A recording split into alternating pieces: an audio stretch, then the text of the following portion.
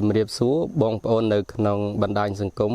ថ្ងៃនេះក្រុមហ៊ុនអង្គរខ្មែរ Honey Bee យើងខ្ញុំធ្វើការប្រមូលផលទឹកឃ្មុំបានពីទឹកដមផ្កាព្រៃទឹកឃ្មុំបានពីទឹកដមផ្កាព្រៃរបស់ក្រុមហ៊ុនយើងខ្ញុំគឺដោយសារតែយើងមានកសិដ្ឋានផ្ទាល់នៅលើកំពូលភ្នំគូលែនតែម្ដងបាទដូច្នេះហើយយើងបានទឹកឃ្មុំទឹកដមផ្កាព្រៃបាទហើយផលិតផលហ្នឹងគឺក្រុមហ៊ុនមានកសិដ្ឋានផ្ទាល់នៅលើភ្នំតែម្ដងហើយយើងចិញ្ចឹមនៅលើកំពូលភ្នំកូលែនតែម្ដងបាទនេះគឺជាសកម្មភាពមួយនៃការប្រមូលផលទឹកឃ្មុំពីទឹកដមផ្កាព្រៃបាទ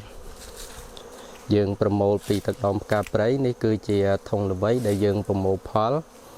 ហើយក្រុមការងាររបស់យើងបានធ្វើការងារចិត្តហើយនេះគឺជាទីតាំងមួយដែលយើងដាក់ឃ្មុំបាទជាទីតាំងមួយដែលយើងដាក់ឃ្មុំប្រមូលយកទឹកនៅតំបន់នេះបាទនេះរ៉បមិត្តអូប៉ុន្តែខែនេះវាខែប្រាំងអត់មានទឹកហូរទេដូចអញ្ចឹងយើងដាក់នៅទៅនឹងបានដោយសារទីហ្នឹងវាម្លប់បាទហើយចំនួនឃ្មុំដែលយើងដាក់ប្រមូលផលនៅទីនេះគឺមានចំនួនប្រហែលជា40សម្បុកបាទ40ទៅ50សម្បុកជាទីតាំងមួយដែលយើងយកមកដាក់នៅតំបន់ហ្នឹងយើងមិនអាចដាក់ច្រើនទេគឺយើងដាក់បានចំណែកខ្លះដោយសារតែបើយើងដាក់ច្រើនពេកផ្កាព្រៃនៅទីនេះវាអត់គ្រប់សម្រាប់ឃ្មុំអញ្ចឹងយើងភាគច្រើនគឺយើងបំបែកបាទយើងបំបែកវាតនេះមួយដប់តនោះមួយដប់អីចឹងទៅយើងដាក់ពីពេញតែព្រៃភ្នំគូលែនតែម្ដងបាទនេះគឺជាឃ្មុំដែលយើងប្រមូលវា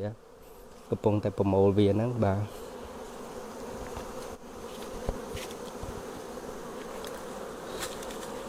បាទអញ្ចឹងបងប្អូនដែល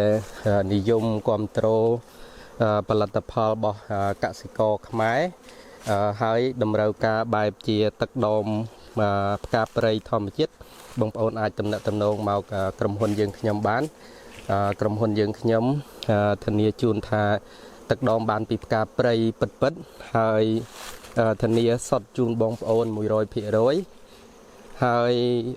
ធានាថារសជាតិឆ្ងាញ់ហើយនឹងក្លិនឈ្ងុយបាទអញ្ចឹងសូមអរគុណសូមជម្រាបលា